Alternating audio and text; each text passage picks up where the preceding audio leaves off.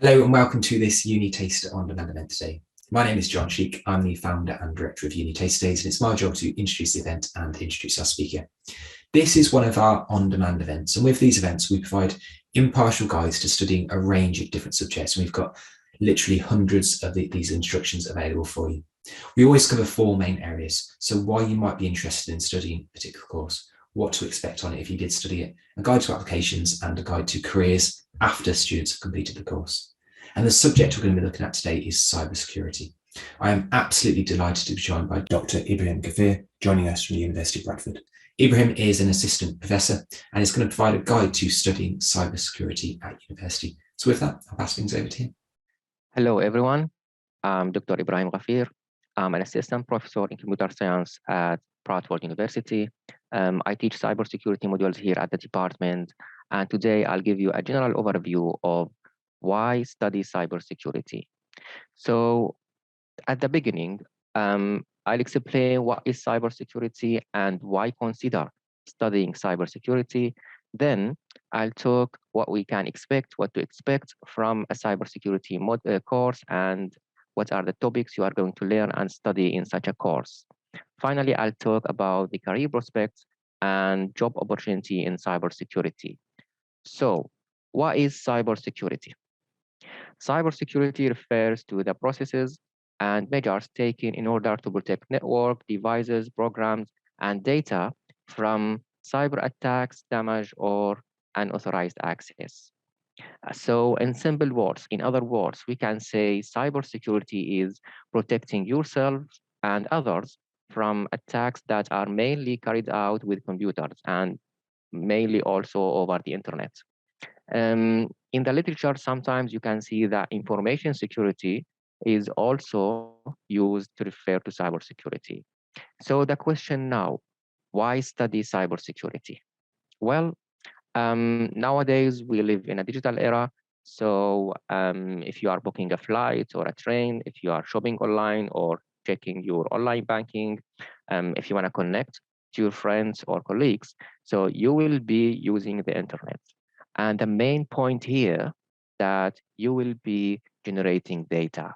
Now, this data will be stored in the cloud, will be stored in, for example, a web server or even in a data center. Now, with tons and tons of data available online with many access points, so we can say that this is now a golden age for data exploitation. So hackers nowadays, they will need just to find a vulnerability in that data center or in that application or in that network to have unauthorized access to the data. And then they can use this data for many illegal purposes. Now, what motivates hackers and why they are doing, hacking in general. So here the hackers, they would have, I would say, several reasons. Now, the first reason, the hackers would be aiming or to get financial gains. We all, or you might all know about ransomware attacks, where the hackers here, for example, they can encrypt your data and they would ask you to pay a ransom to get, for example, the decryption key. This is just an example of financial gains. Now, hackers also, they can target the financial institutions, aiming also for financial gains. Now, another reason for hacking is, or another motivation would be espionage. So here the hackers would be after two types, generally like two types of information. The first type is like political. They would be after political information or sometimes manufacturer information. Another reason is what we call FIG, like fun, ideology, and grudge. So they would have, the hacker, they would have many reasons basically for hacking and for targeting the data. Now, we have many cyber threats like over the internet where hackers, for example, can target your data or your system. We know that, for example, we have malware attack. So malware attack usually target hosts and operating systems. We also have, for example, social engineering attacks. Now, social engineering basically target the gullibility of a human being with the help of computer. For example, here by sending, let's say, a fake mail or hosting, for example, a fake website. Now we also have man-in-the-middle attack. Now this type of attack would target a network and then try to capture data packets within that network. And doing so, for example, the attacker here can compromise your credentials. We also have denial of service attack. This is a well-known type of attack, what we call DOS attack. And this, for example, might cause like a web server to crash or some websites to deny the service of some like web servers. We also have, let's say, a SQL injection attack. Now, this type of attack here would target an application. And mainly here, the main target would be to obtain information from database. We also have password attack, for example, and this would target the usernames and passwords of accounts. Advanced persistent threat, or what we call APT, this is a multi-stage attack, and the attacker here aims to breach into a target, for example, network, steal private information, and then using this information for many illegal purposes. Now, we should know here that defense, if you want to implement the cybersecurity and if you want to be a cybersecurity guy, so we should know here that defense is more difficult than attack. Now, if you want to defend a network, if you want to defend a system against, let's say, cyber attacks, so here you need to protect 100% of the attack surface.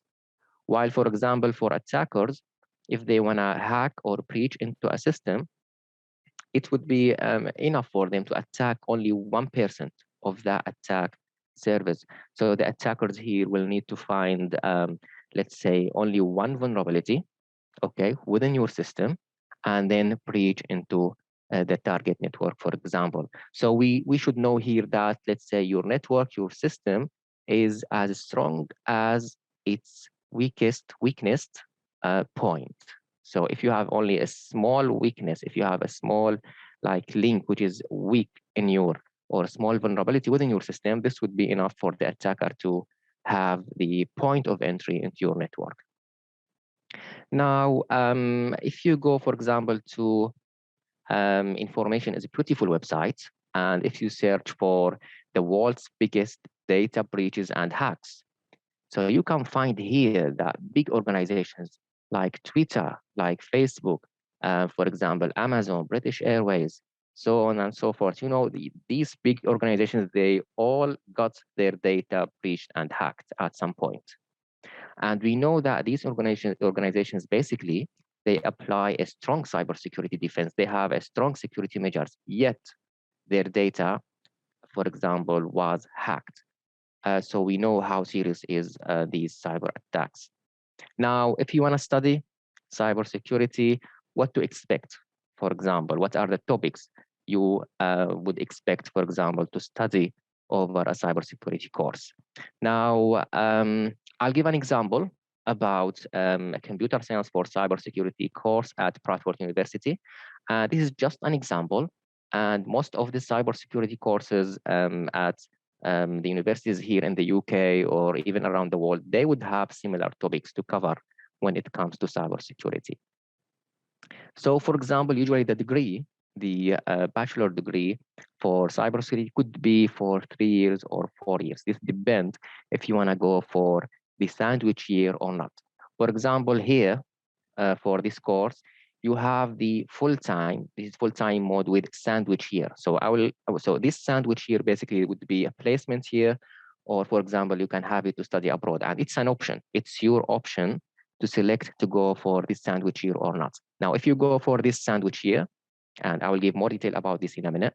If you go for this one, so the duration of the study here would be 4 years, because you would have year 1, year 2, and in year 3, you will go for a placement. Okay, you will be away from university and you will go for a placement, and then you will go back again in the 4th year for your final year of degree. Okay. Now, if you decided not to go for this sandwich year, so your duration would be 3 years for your degree. It would be 1st year, 2nd year, and the 3rd year.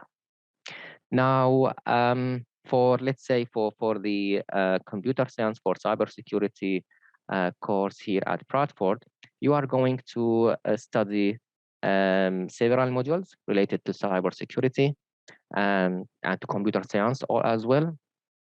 So for example, in the first year, you would have 6 modules. You would have 3 modules at the first semester and other 3 modules in the second semester. You'd have mathematics for computing, technical and professional skills, for example, fundamentals of programming, computer architecture and systems, software design and development, and also you will have internet technologies. Now, I will just briefly, explain, for example, what you can learn out of these modules. For example, for the mathematical for computing, so here you will learn, for example, how to use the mathematical language of computer science, and you will learn the fundamental concepts of computational mathematics. So this is for mathematics for computing module. Now, for let's say for technical and professional skills, so here you will learn the basic principles, basic techniques and concepts of artificial intelligence, machine learning, big data systems, and cybersecurity. So through this module, basically, you will develop your skills of like problem solving. You will learn how you design and develop, for example, software programs and computer applications. If we have a look at the fundamentals of programming, so over this module, you will learn how, for example, to apply basic principles of computer programming to common problems. You will learn how you can analyze and run computer program code and how you can test, evaluate programs against basic requirements. Now, another module here in the first year, you would have the computer architecture and system software. Over this module, you can expect, for example, to learn how you can design and build simple logic circuits. You will learn how the communications between computer components and systems software. Now, for the database systems, here, you will learn also how you can design rational database systems, and then how you can implement database systems. Now, when it comes to the when it comes to the second year, so you have also several modules. For example, data structures and algorithms. So here you will get to know the common data structures and algorithms in related, and how you can use, for example, these algorithms. You have also artificial intelligence.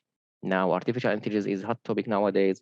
So you will get more information about these artificial intelligence algorithms, about machine learning, about neural networks, about the algorithms of machine learning, and also how we can apply these algorithms basically in general and in related to the cybersecurity.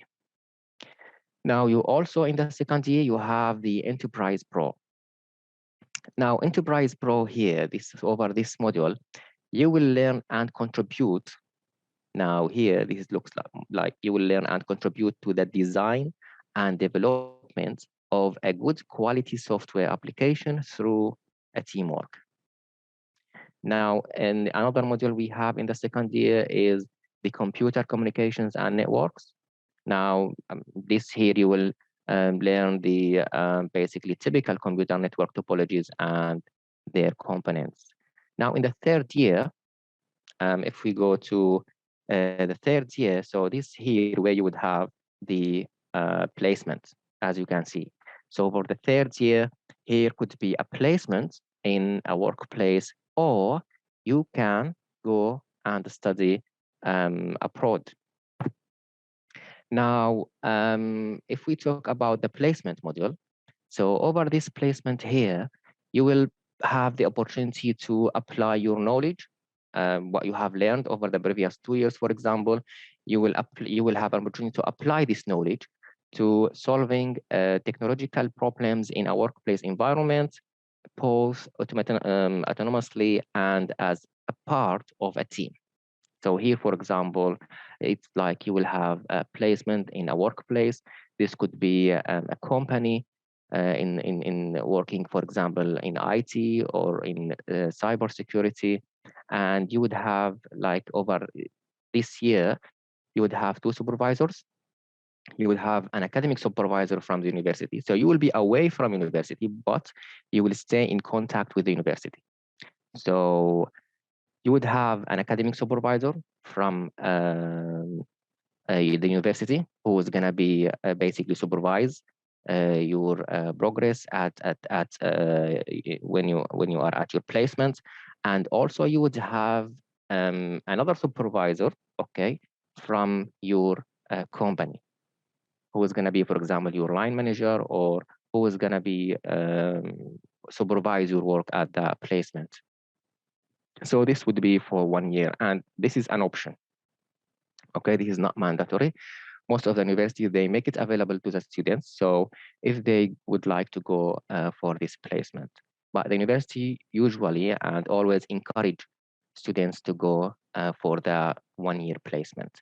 Now you can, as I said, for this 3rd year, you can have it as a placement, or you can study abroad, okay, for 1 year, for like 2 semesters. Now, when we say, that's why we have the study abroad module. So this module basically will enable you to benefit from studying and living abroad. This could be, for example, at one of the universities, let's say in Europe, and where you will spend 1 year, you will get to know, for example, another educational system, and you will be a student basically in that university, and your what you study there will be, for example, considered part of your degree at your home university. Now, here, for example, it might be possible, for example, to get some funds, some support through third parties, through I know, for example, that there are some scholarships are available for the students to study abroad, let's say through the Erasmus Plus, okay, for the Erasmus scholarships, so they can have, they can fund, you can get some fund to support your study and stay abroad. Now, for the final year, when you go back from that placement year, or from that 1 year study abroad, in the final year here, you would have another 5 or 6 modules. So the first module here would be the final year project module. Now, this module is important. Now, the final year project, you will be working on a project related to cybersecurity all over the year. Okay, this would be spread into semester 1 and semester 2. So you will be working on that project, and your project would be in cybersecurity. So usually the academic staff at the department, they will propose, okay, many projects to the students, and also the students, okay, they can propose their own project, as long as like this project is related to cybersecurity. So once you agreed with your supervisor about a project, so you will be working on that project for 1 year, okay, for 2 semesters basically. So this would be a final year project related to cyber security. For example, I can give you example about such a project. For example, you might be working as a cybersecurity student. You might be working on, for example, developing a detection module for one type of cyber attacks, okay? For like, you will be developing, working in like what we call intrusion detection system. Like you will be developing a detection module for one type of malicious activities can be seen in network traffic, okay? This would be, and many topics also are available when it comes to cybersecurity. Now, another module you would have here, for example, the foundations of cryptography. Now, foundation of cryptography here, you will learn and understand the use basically of appropriate cryptographic algorithms and protocols, mainly for securing network applications. Now, another interesting module here is in the final year is principles of security technologies. So here you will learn how organizations can defend themselves against breaches, and what are, for example, the recent technologies which can be used to, for both defend and attack. Now, this is a general idea of the modules which, or the topics which, for example, you can expect you are going to learn over a cybersecurity course. Now, when it comes to, let's say, the career prospects, when it comes to the job opportunity in cybersecurity. So here I will start with a recent research, okay, conducted by or on behalf of the Department for Digital Culture, Media and Support, in the UK government. And I put the source for you here. So researching the UK labor market cyber skills capability gap. So what is important in this study? So this study reveals that for all businesses, 41% of staff, they lack the necessary knowledge and skills. And here we are talking about the cybersecurity skills. So you can see 41% of staff, they lack the necessary knowledge and skills. And most notable skills gaps are basically across forensic analysis, penetration testing, security architecture, and threat intelligence. Now, if you wanna, let's say, check let's say the cybersecurity job vacancy trend. Now, this figure basically here shows you the cybersecurity job vacancy trend as a proportion, as a percentage of all IT jobs advertised. And this is here in the UK. The yellow line would be for the permanent jobs, the gray would be for fixed and contract jobs, and the blue line would be for both permanent and fixed jobs. So you can see that the cybersecurity basically job vacancies, they started to increase, since let's say 2012. So you can see that since 2012, the trend of cybersecurity job vacancy has started to increase until now, and it is expected to keep increasing. Now, if you want to have an idea about the salary, okay, this would be interesting as well. So if you would like to have an idea about the salary of, let's say, the cybersecurity workers, so this figure here shows you the cybersecurity salary trend, and you can see that the median of the salary over the last, let's say, 4 or 5 years, it has been around 60,000 sterling pound. So here you can have an idea about the salary. Now, if you want to check the histogram of this salary, so if you have a look at this figure, so you can see that, let's say, most of the advertised jobs for cybersecurity, they offer something between 40 to 70,000 sterling pounds. Now, we can, if you want to go for cybersecurity job, so we should know, or we should have an idea, what are the skills employers are looking for. Now, before I say the skills, so here another study, it also show, if we are talking about 2022, so it also reveals, it is another study reveals that the global shortfall of cybersecurity workers is gonna reach 1.8 million, okay, in 2022. Now, if you wanna go for a cybersecurity job, so you would like to know about the skills employers are looking for, so you should, I would say, try to get as many as you can of the following skills. Now, the employers, basically, they would be looking at the system security, okay, the skills in systems security, web application security, and mobile security. Also, you should have a good knowledge of networking and networking protocols. This is important because it is required if you want to manage or address any computer network. You should also be mastering different operating systems, Windows, Linux, Mac, Android. Also, you should have a security background, and you should have the writing and reporting skills. When it comes to coding, you should have the skills of programming and scripting skills. And also, you are expected to have good technical fundamentals.